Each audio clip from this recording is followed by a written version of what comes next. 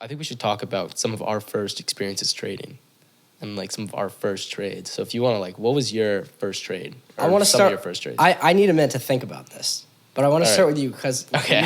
you've mentioned this story, so I Yeah, think I you can- should start it. You should kick it off. I can go. My first trade's pretty funny. It's essentially the definition of beginner's luck.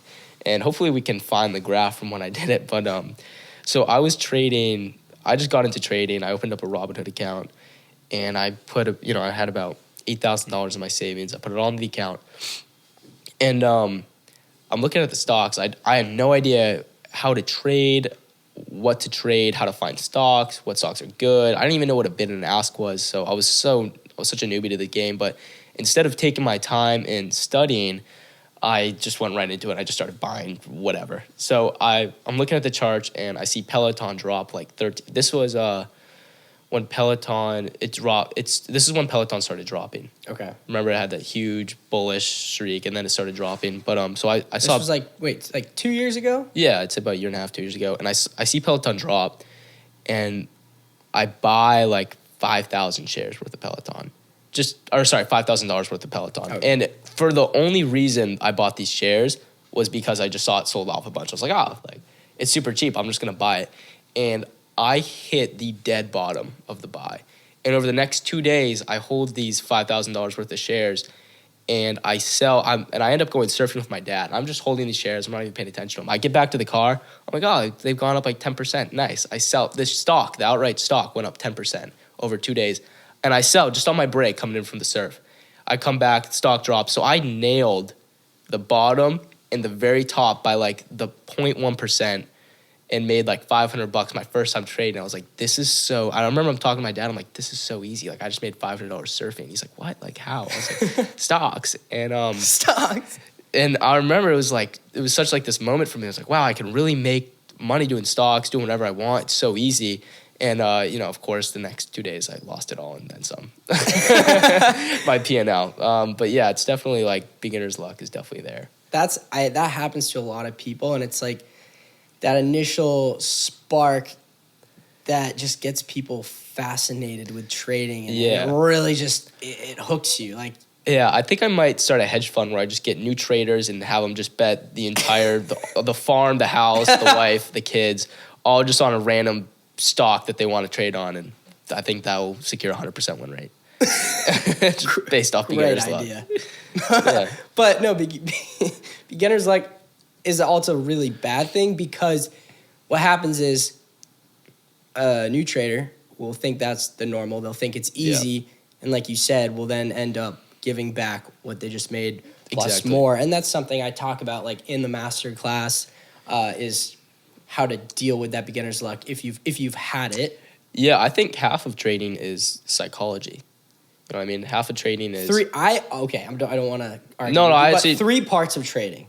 Trading psychology, 100%, 1 part. Yeah. Risk management, Yeah. 2 out of the 3. And then 3 out of 3 is like the charting, like the Technical. actual technical Yeah. fundamental analysis. Yeah, but I think, the 3 parts, but your psychology is kind of what dictates the way you move in and out of positions, what stocks you're in, and it's such a huge part, and getting that trader psychology is pretty much what manifests you becoming a successful trader, and that's why it takes people 2 years to become profitable, a year to become profitable, because it's building up that psychology, which is so important. Yeah.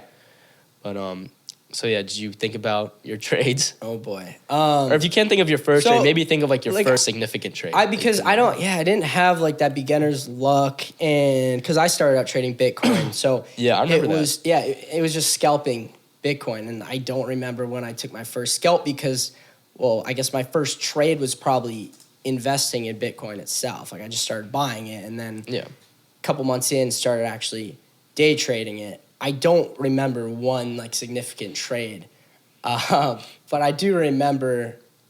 I remember when I started trading, you were thinking about getting into it. Yeah. And I'm sure you remember when I started doing well, and I had a story on my Snapchat. Yeah, it was like a walking man. I don't know. I forgot what it was called. I was just posting my gains, and I remember like flexing like $95 gains. Yeah, I remember that. Oh, I just made $95. I remember today. you showed your account and it was like $3,000. I was like, oh damn, it's not bad. Because back at that, I think I was like 14 back then. Because I'm 2 years younger than you. You were 16, so I was like 14. And I saw like I wasn't working. I saw like $3,000. Like, oh damn. But that was a lot back then. Yeah. Oh yeah. And I was still working like in the early days. I was still working. Throwback to when Bitcoin was $3,000. I know. I miss those days. I was still working just a normal job, a normal 9 to 5, and I remember that point where my trading gains surpassed that 9 to 5 income, and I started getting like frustrated. Like, dang, why am I sitting here like run the cash register? Doing customer service. Oh yeah, I mean, I quit my job to come here. I had a good job doing property management. I was like, this is way more profitable. I think for everyone, hopefully we'll get to that point where it's like your 9 to 5. I mean, trading surpasses your 9 to 5. That's the goal with everyone, right? Yeah. But it's hard. Like, I often get the question, like how did you transition into becoming a full-time trader? How do I transition into becoming a full-time day trader?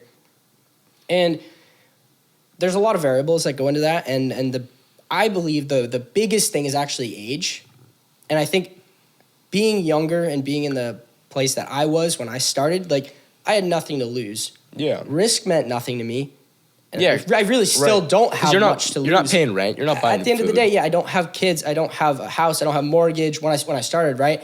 And I still don't have kids. But I was saying my expenses are definitely way higher now.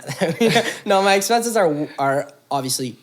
My expenses are probably surpassed the average American, right? But when I started having nothing to lose, being able to take those risks, the risks that I had to take to get here, I was able to take because I was just at my parents, living in my parents' basement, working that 9 to 5. It was like, whatever. I have money to trade with. I don't care if I lose it. Like, I'm not gonna be homeless, So it's definitely everyone finds their way into trading and becoming a full-time trader in a different way. But for me, it was just definitely, I attribute a lot of that to the age thing.